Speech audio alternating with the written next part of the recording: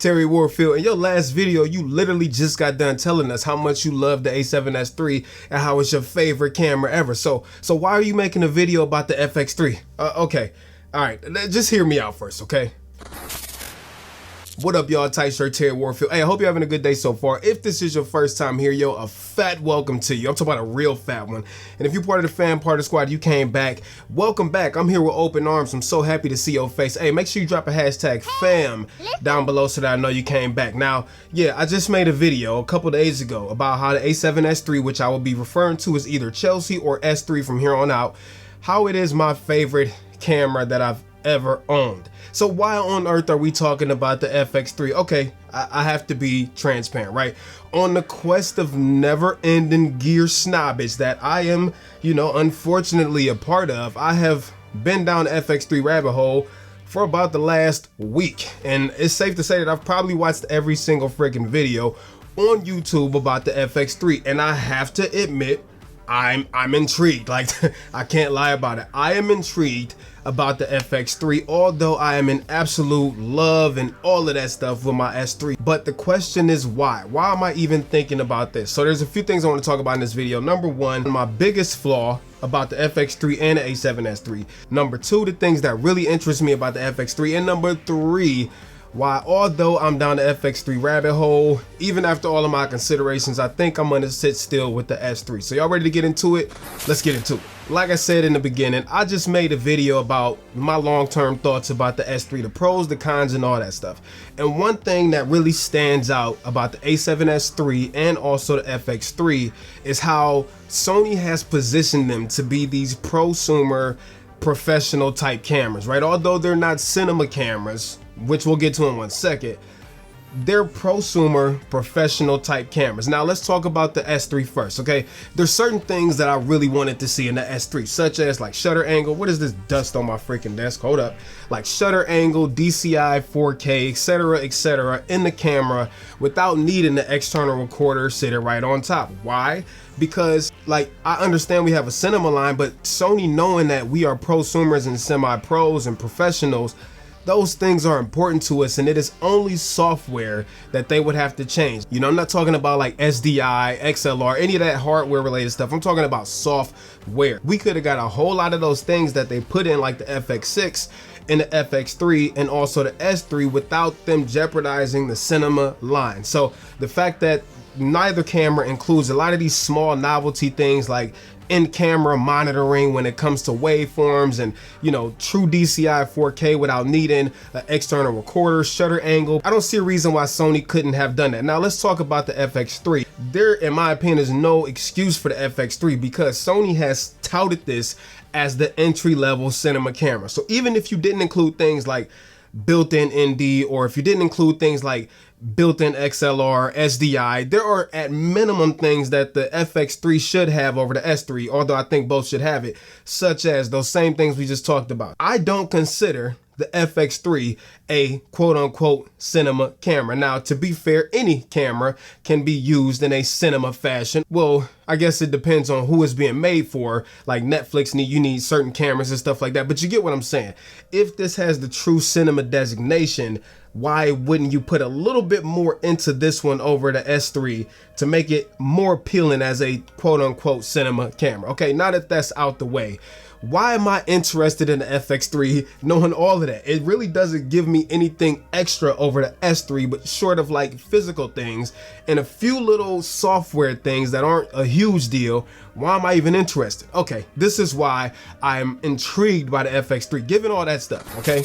Let me just say real quick, if you like this video so far, do me a favor, hit the thumbs up button. You don't understand how important that thumbs up is. You haters, if you dislike the video, make sure you hit that dislike button 2 times. And if you're not part of the squad, now would be a great time, if you're getting value out of this, if you like this video, to join the family if you haven't done so already. Go ahead and hit that subscribe button, turn on the notification bell so that you get notified when new videos go up. Now let's talk things I really love about the FX3. Now to be fair, I do not have one, yo. I don't have an FX3, but you know, I have friends with them and I've literally watched every video on YouTube about them, so I can deduct things that I really like and dislike about it without actually physically having it. What are these things I'm intrigued about? Number one, the look of it. I'm sorry. It looks boss. It looks so much better than a traditionally styled S3. That magnesium frame, that small square shape, the thickness of it, y'all know I like them thick. I like the built-in mounting points all over the place. I love the look of all of them freaking sweet looking tally lights all over the place. I love the fact that it has a record button on the front, which is huge. And I also like the fact that it does have a built-in fan, although I've never run into a situation where the S3 is overheated on me, as I guess it's always better to have it than to not have it. And going back to the mounting points, I mean, it's good to have those, right? But I don't think it's a deal breaker. I would only consider those if I wanted to mount something small. If you really want to rig out an FX3, you still need to get a cage and all that stuff, because the mounting points where they're at, they just don't make a whole lot of sense to build a rig out of. Also, that top handle is dope that comes in the box. I wish there was a way for you to separate the audio module from the top handle. You know, I'm not really into that audio module. I don't really need it, but I can see how some people would prefer it. But I wish you could just separate it from the top handle. It's dope to have those expanded audio options, and it's dope that you do kind of get this thing at a discount. The last thing that really intrigues me is the fact that it has a zoom rocker on the front. Now, I wouldn't use it for power zoom because I don't have any power zoom lenses, but what's dope is you can assign that to clear image zoom and basically have a rocker right on the front of the camera. That's dope. So anyways, knowing all of this stuff, knowing how dope the FX3 is, knowing that it basically came from the S3 but changes a few things, why am I still not gonna go for it? Because I'm that close. I'm that close to buying one and ditching my S3. Here's why I won't. A few things, actually. Okay, number one, cost. I don't really want to spend any more money. I really don't want to spend an extra 400 bucks to get that module because I really don't need it. And in my opinion, the changes from S3 to FX3 minus that module do not justify an extra 400 bucks. You're essentially paying for the module. If I don't want the module, then is it really worth me paying the extra 400 bucks? I don't think so. Number two, although I still own my a7 III, I actually use my S3 a lot for photography.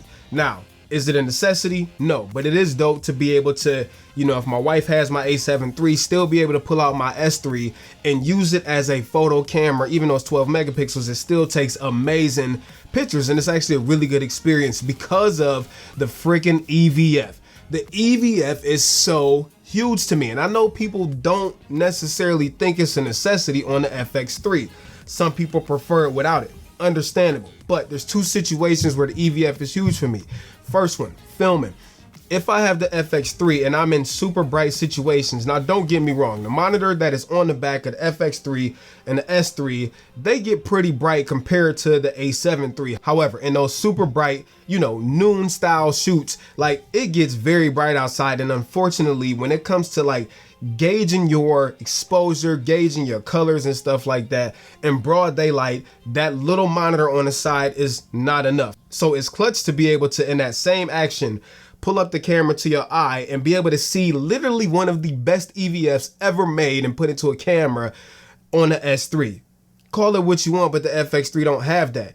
Also, for photos, it's huge being able to compose and everything through an actual viewfinder or whatever you want to call it, EVF, versus not having one at all. Now, I get it. The FX3 can take pictures just as good as the S3. I totally understand that, but that EVF for me is huge. The next thing is, like, I will be getting the FX3 because I like the form factor and the size, etc., the mounting points. But again, for me to actually use it practically, I think I would still have to put a cage on it. And that to me kind of, it doesn't offer any advantage over the S3 because I still have to put a cage on my S3. The other thing I really like about the a7S III is that it still has mode dials and stuff like that, which I guess some people don't care about that. And I get on the FX3, you could just press the mode button and freaking change everything. But I really like having those dials because muscle memory. I'm so used to looking at a camera with dials on top. Actually, since I've owned cameras, all cameras have had that on top, short of cinema cameras. I really like how the S3 still has it on top. I mean, call me old school, call me whatever. My last thing is, if I'm gonna get a quote unquote cinema camera, I want a cinema camera. I don't want a fake cinema camera that says cinema but doesn't really have cinema features, if you know what I mean. I know that's splitting hairs, you know what I'm saying? I know first world problems, and it's not really a big deal because you know what you're getting with the FX3, but it's like if I'm gonna make a purchase for a dedicated cinema camera, I'm gonna get an FX6 because I'm gonna want those extra cinema things, although I'm not in the cinema, but things like built-in ND filters, things like built-in XLR input, stuff like that. Like, those are why people pick cinema cameras, and in my opinion, the FX3 is not a real true cinema camera. So although I absolutely love the idea of having an FX3, I just don't feel like this point it gives me enough advantage to ditch my S3 for it. You know what I'm saying? Like, I don't think you could go wrong with either camera. Like, you got to find your application for what you're going to be using the FX3 or the S3 for. But in my specific application, I don't think that the FX3 is going to be a better camera for me than the a7S3 is, although I really want it because it looks so dope, and you know, we talked about the rest. But anyways, let me know your thoughts. Did you get an FX3? Did you get a Sony a7S3?